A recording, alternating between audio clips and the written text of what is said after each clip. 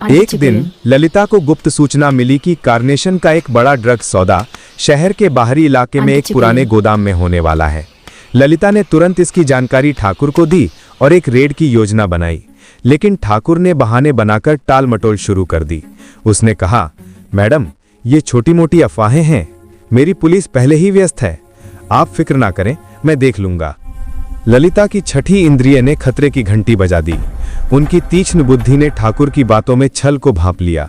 उन्होंने अपने विश्वसनीय सूत्रों से जांच की और पाया कि ठाकुर ने न केवल उस सौदे की जानकारी विजय मल्होत्रा को लीक कर दी थी, बल्कि रेड को भी रद्द करवा दिया था। ललिता को समझ आ गया कि कार्नेशन को रोकने के लिए उन्हें पहले सिस्टम के भीतर के भ्रष्टाचार से निपटना होगा। ललिता का मास्टर प्लान। ललिता ने एक चतुर योजना बनाई। उन्होंने अपनी पुरानी सहेली सीबीआई अधिकारी अंजलि मेहरा को इस मिशन में शामिल किया। अंजलि एक तेज तर्रार और निष्पक्ष महिला थी, जो भ्रष्टाचार के खिलाफ अपनी बेबाकी के लिए जानी जाती थीं। ललिता और अंजलि ने मिलकर एक गुप्त ऑपरेशन शुरू किया, जिसका नाम था ऑपरेशन सूरज। उन्होंने ठाकुर की हर गतिविधि पर नजर रखना शुरू किया। ललिता ने अपने जिले के कुछ ईमानदार पुलिस कर्मियों को चुना, जिनमें एक युवा सब इंस्पेक्टर रीना यादव थी। रीना ठाकुर के भ्रष्टाचार से तंग आ चुकी थी और बदलाव की आग उसके दिल में धधक रही थी। रीना ने गुप्त रूप से ठाकुर और विजय मल्होत्रा के बीच होने वाली बातचीत को रिकॉर्ड करना शुरू कर दिया। एक रात जब कार्नेशन का एक और बड़ा ड्रग सौदा होने वाला था, ललिता और अंजलि ने अपनी टीम के साथ गोदाम पर छापा मारा। ठाकुर को इस ऑपरेशन की भनक तक नहीं लगी थी, क्योंकि ललिता ने उसे जानबूझकर इससे दूर रखा था। छापेमारी में कार्नेशन के कई गुर्गे पकड़े गए और ड्रग्स की भारी खेप जब्त की गई।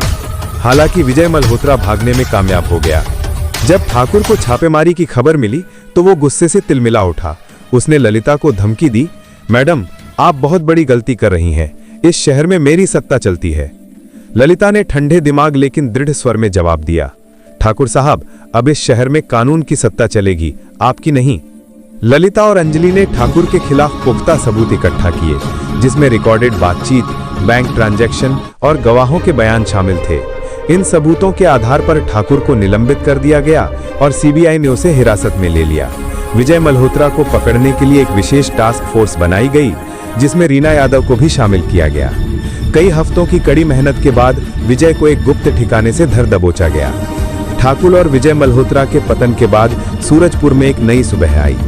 ललिता ने शहर में भ्रष्टाचार के खिलाफ कई सुधार लागू किए। उन्होंने जनता के साथ सीधा संवाद स्थापित किया